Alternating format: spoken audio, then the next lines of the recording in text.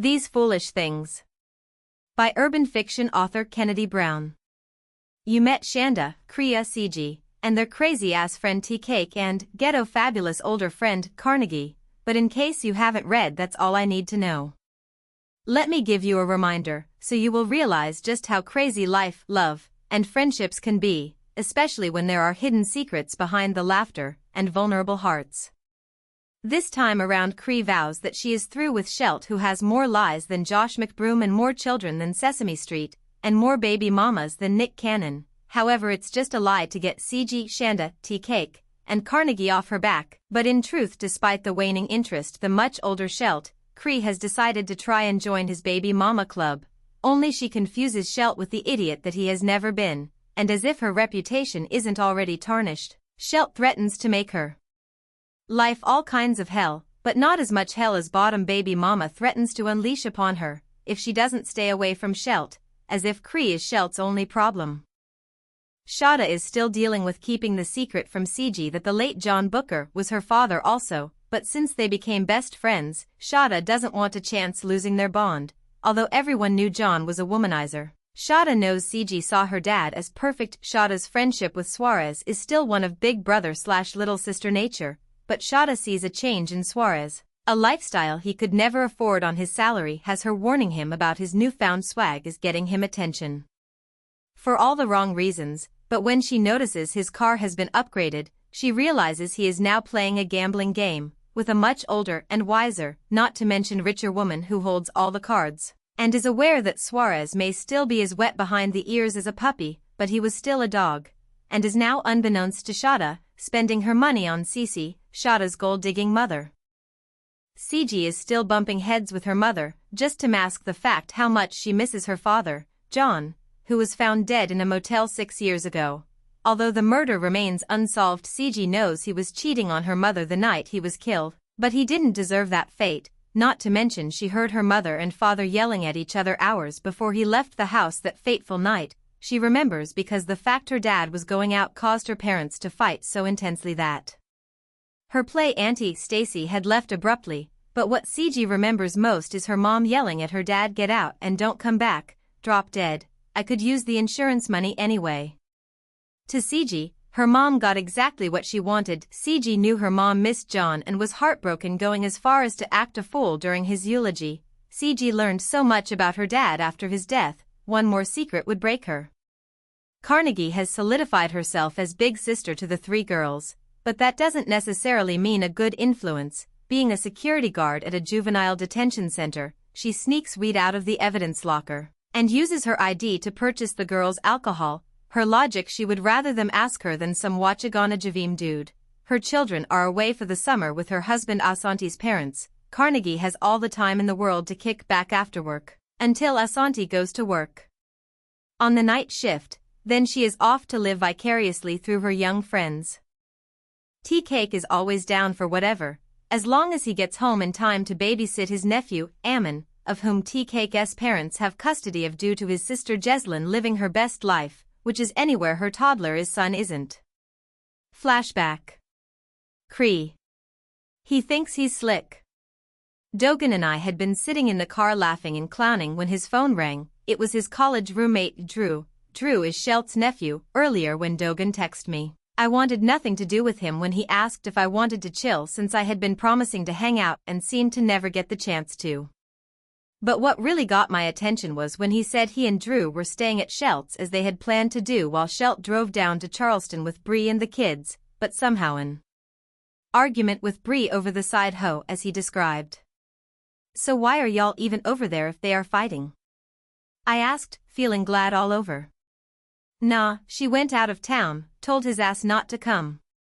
So since Drew and I were up the way, we ran into Shelt at Speedway. He told us we could get the key. He decided to hook up with OL girl.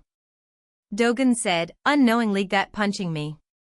So Drew is there alone? I asked. Yeah, for now at least. Shelt is not one to sleep where he fucks. Dogan laughed.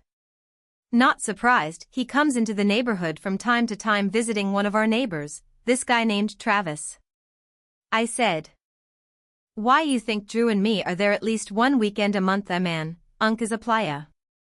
Dogan laughed. Well, if you ask me, his baby mamas are the stupid ones, but the one he is with now is the dumbest of all. I hear he has that nice house and his baby mama loves in the projects. I mused. Projects my ass, she lives in a condo in Larkin Forest, and Shelt pays for it all. She better not even think about smiling at another dude, at least not in that townhouse. Dogan laughed. Yeah? Smart girl. I scoffed. Nah, smart guy, his baby mom's, and she is very high maintenance. Yet not one to respect, who respects a woman who lets you do you, but she just sits like a damn fool and takes it, money talks, and bitches listen. He smirked. Whatever, so what's the plan, he hooking you and Drew onto some older chicks? I laughed. Nah, more like he picks what he likes when he comes to the campus from time to time to buy some smoke. He knows those yamps take one look at his vehicle and iced out jewelry, dude be schooling and dumping after one hit.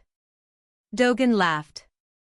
I felt damn good hearing that. Hell, Shelt and I have had much sex in the month we had been together. This solidified his feelings for me, although we were not public, at least he was more into me than I even thought or wanted to be. I didn't come over to talk about Shelt, his woman, or Drew, because between me and you, on some real shit, this might be the last time I come out here with Drew. He sighed. That caught me off guard, but truth be told, I have always felt that Dogan was jealous of Drew. For real? Why is that? You transferring colleges next year? I asked. Nah, maybe just roommates. He spoke tersely. Well damn, do he know you are having issues with him? I asked. The Greer citizen has issues. I am beginning to feel like he and I are about to have problems. He spat. He hooked Shelt up with this chick from campus, my ex as a matter of fact, but that's cool. I've been secretly talking to one of his girls and I am choose that bitch as my own. Sorry to hear that, but you should just let the past be the last. Has enough time passed that it still bothers you? How long ago was it? I asked, feeling heartsick. Nah, he hooked them up last weekend. Dogan grunted. I felt that sickness that you feel when you first found out there is no Santa Claus. Well, maybe this one will get a second chance. Maybe Shelt is out with her again. You know what, I want to ride over there with you, to show Drew that you have options other than the chick he hooked up with his uncle, knowing how you feel about her. I said. I was born with larceny in my ass. Hell yeah, plus Drew will be hating that I have a dime on my arm chilling and Netflixing. He grinned. Let's go. Just as long as you bring me back before daybreak. Don't want to hear Siji or Shanda's mouths. I said. I gotcha, just don't be flirting with Drew. He said. I could give no damns about Drew, or Dogan for that matter. I just wanted Shelt to come home and see me. Block that. Present day. Shanda. All work and no pay. My ass is exhausted, but not too exhausted to know today is payday, and my mom has informed me that the week I took to go spend the weekend off to go spend the weekend with Siji and Cree to visit Siji's grandmother and family in Fairmont. She is just salty because they had a yard sale and the three of us got paid to work sections. They had a ton of things, from furniture to clothes, pristine and near all folded last night until 11 p.m., all while Siji's grandmother was ironing a handkerchief that she pulled from box full of them, the whole time taking sneak peeks at me, with only the two of us knowing she is my grandmother also, as Siji's father was my father too. Siji has no idea, and I don't want to risk the friendship by telling her. She and Cree are like the sisters I never had, and I would never want to change that. Speaking of bonding, there is a guy I met named Suarez. Although he is attractive and I have that pretty privilege, we are not attracted to each other in that way, but I am the eldest of my siblings, and Suarez provides me with the feeling of a big brother whose shoulder I could cry on if needed. Of course, I met him through this guy named Shelt, the too old and philandering adulterer, also the object of Cree's desire. To put it lightly, Siji and I don't like Shelt one damn bit. Was not shy about telling Cree this yet, and still she is always singing the side chick blues. I mean, no matter what, she was really sprung on this dude. All I know is if her father, Ricky, even Thought Shelt would touch his daughter. Shelt would be pushing up daisies. Ricky once showed us a separate bank account that he called the burial fund. He told us that back in the day white men felt that if you could afford to bury a nigger you can kill a nigger. And that meant most definitely he had enough in the account to do it. Shelt would be the first to go. I went out with Dogan last night. We sat in his car talking, while Drew watched television inside. Of course Shelt's ass went on vacation with Bree and his kids. Cree huffed. Siji snarled, that's his family, you are the side chick, accept it and move on, but sis you gotta let him go, before he gets even more manipulative. Ask me, he doesn't care. You remember when his girl showed up as we were leaving? You could have gotten a fight started had she caught you with Shelt. Trust we are good, he has security cameras. In fact I have been all over that house. It's huge, 6 bedrooms, so if she comes while I'm there, I am to pretend I am Suarez's girlfriend. Siji just shook her head, and sucked the rest of her Pepsi from the Glad, and the waitress quickly refilled it. I was there once when she came there, but managed to sleep in the guest room, and even if she did, I would let her think I was Suarez's girl, since Suarez was living there at the time. However, whenever Shelt decided to go out, he asked me to babysit, and she would drop the kids off, but Shelt always made me slip out the side door, and after she left I would walk around to the front door and knock as if I'd just arrived, as to not run into her. Free said. Siji and I were speechless. But that didn't last but a hot minute. I put my head down, and Kami said, Cree, please don't tell me this man's kids haven't seen you and Shelt together, please tell us that. And babysitting his kids, hell I have younger brothers, wanna babysit them too? Girl you are off to see the damn wizard. Siji sucked the remainder of her daiquiri, and quickly ordered another. Fake IDs are so easy when you know how to do it, and we did. We needed it because Siji and I knew we had to get a buzz to listen to Cree lie about why she had been missing in action. Actually I was at Shelt's, then his ass decided he had to follow Bree and the kids to wherever the hell they want to. Frankly, I think he should correct her attitude. I told him it's not fair to have a selfish relationship. I mean, he claims to be with her because of the children. I told him to stop hiding our relationship. If she sees him with me, she will be the best baby mama. Trying to win him back is gonna be a challenge. Cree daydreamed. Siji, who now had a liquored slicked tongue, slammed her empty daiquiri glass on the table. Cree, don't tell me you've been sleeping in that man's house, in the nanny position? That's all it is, your dumbass keeping kids while Shelt and Bree go out separately tripping the light. Fantastic. Well, in Shelt's case, probably laid up in a swank hotel with the next fool-ass bitch like you. Dump whatever feelings you have for that bozo. Siji, you don't even know what you are talking about. You may like to date a different guy from here to there, but I want to be with Shelt and only Shelt, so yeah, I know he is just testing if I am a ride or die. He and I are gonna be together. It's gonna all pay off for me. Cree said, convincing no one, not even herself. And how does Suarez feel about all this? If Tonda finds out about you playing around pretending with him like that? I asked if Suarez was my boy and all, but I was wary of Tonda and her jealous ways. Suarez is forever texting or calling, inventing. I doubt she would care. She knows about Shelt and me. Cree bragged. See ya dumbass gonna keep on, and when ya daddy finds out your ass is gonna get somebody dealt with. Just don't blame Suarez or involve him when the shit blows up in your face, because like Shanda said, Tonda is no toy. Siji said. What makes you think Tonda would even try to mess with me, after all? I'm not really messing with Suarez. I love Shelt, and she is the one who suggested I let Bree think I am Suarez's girl. Cree testified, after all I know what I am doing. Oh yeah, then why are you here with us while Shelt followed his family out of town for vacation? You are a side chick, and those little stolen moments you get are all you are gonna get. I said. Shada, you are wasting your time trying to tell Cree anything. She seems to be sprung in love and stupid. All we need or can do is be here to listen or sing at her funeral when Bree or one of his other baby mama or scrapes knock a wannabe main chick off her imaginary throne. Siji threw her hands up in defeat. Y'all are all the time working, so I hardly see you as much, so don't hate because I have a man. Get one for yourselves and you will know how it feels to be a ride or die for a man. Cree smirked. Well, you better hope your ride is worth the die. Siji said. Yeah, whatever Siji, anyway, since we are all three free for the next 2 days, what are we doing for the weekend? And I want y'all to stay at my house since my parents are going out of town. Cree said. I mean my mama is finally home for once. Since my daddy passed away, she has forever been running down to Charleston, claiming she is visiting Aunt Stacy, but I know there's some kind of bullshit. A married woman can't traipse around in nightclubs with her single friends. Siji huffed. Both Cree and I looked at each other. Siji, your dad is gone, your mom has to go on with her life. Cree whispered softly. Little did they know, I too grieved the man who was one and the same. Yeah, I know, I just don't want her to end up dead in a motel room too. Siji said, looking past me and out of the window at a car which had just pulled up, and immediately at least 12 girls rushed the rose gold Tesla truck. Damn. Who is this rich dude? I laughed, turning to look. Huh? It's Suarez. I laughed.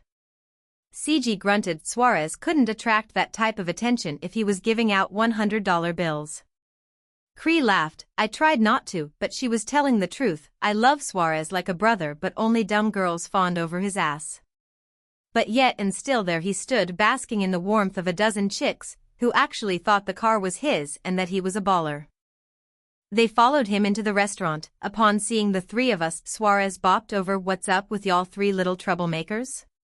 He asked. You see what's up with us? What's up with you? Tonda is gonna tear you a 3-bedroom, 2-bath double-wide asshole if she runs footage and see your little fans around her car. Cree whispered. Shanda, Siji, tell your girl to hush. Suarez said, thumping Cree's ear, turning it beet red. Keep your hands to yourself, dummy. Don't make me tell Shelt. She said, smirking playfully. Shelt is gonna have a hard time reaching me all the way from Charleston. Suarez laughed. Anonymously. Cree tried to hide her anger, but she failed miserably. What y'all doing tonight? I heard they are having a block party over in Victor Court. Suarez said. Fool, we don't live on any block in Victor Court, we are not crashing a block party. I shook my head. Shanda, I heard it's a party raising money for Christmas and the neighborhood kids. Suarez said. Nope, first of all there are kids in my neighborhood who need things too, but we donate through Sugar Dumplin'. Besides, your ass is too old to be partying with teenagers. I laughed. Girl, please. There are gonna be all ages there, plus it's for a good cause. Suarez said. Yeah, but I have a good cause for not going, because I work for my money, I don't have a rich sugar daddy to further my cause. I said, plus Tonda is not gonna blame me for you talking to one of our friends, we'll pass. So where are y'all going? Suarez asked. Staying with Cree and listen to her talk about Shelt all night. Siji scoffed. At least I have a man to talk about. Cree snapped. We are just gonna hang out, we rarely get to anymore since Siji and I have jobs, plus Carnegie and TeaCake are coming over. I said. Well, if y'all feel like it, fall through. Drew and Dogan are at the house for the weekend. Hell, bring a change of clothes for all I care. And before y'all look at me sideways, y'all are like sisters to me, so it's cool. I don't know about Drew and Dogan. Suarez laughed. Before Siji or I could answer, Cree, delighted at the thought of staying at Shelt's although he was out of town, made her giddy. We'll be there by 10 p.m. Cree said quickly. Fool, why did you lie to them like that? You know we are meeting up with and hanging with Carnegie and TeaCake in a bit, and Carnegie can't get caught up in any teen smoke den, with her being a security guard at a damn boys' reform school. Siji said. Girl, get the fuck out of here. You know Carnegie likes to hang out with us no matter where we hang with. She is cool like that. Plus I were her I would get my sabbatical on every chance I got. I can't imagine getting pregnant so young, not to mention getting married straight out of high school. Cree sighed. Well, at least she is happy, that is all that matters.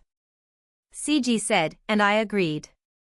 She doesn't always seem to be. I think hanging with us is the closest thing to adult conversation. I mean, she is your neighbor Shanda, but she never chats or hang out with your mom or the others. Cree said.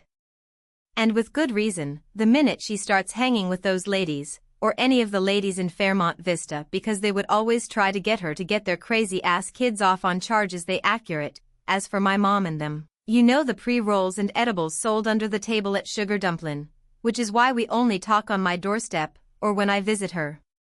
I explained. Speaking of which, did you manage to snag a few pre-rolls, that is? Siji asked, pulling out some cash.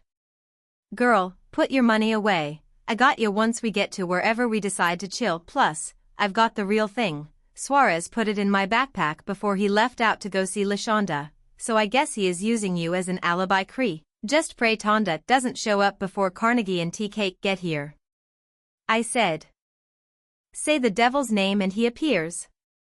Siji laughed. I looked out the window to see Carnegie and TeaCake were pulling up in his new blue-green 2026 Chevy Equinox. Come on, hookers at the point. My parents went to Charleston for the weekend and took my nephew with them, so I am Tom Cruise in the house. Both he and Carnegie laughed, as did the three of us as we stumbled from the daiquiri buzz. They didn't bother to ask for our fake IDs. They recognized the dead presidents, and that was all that mattered.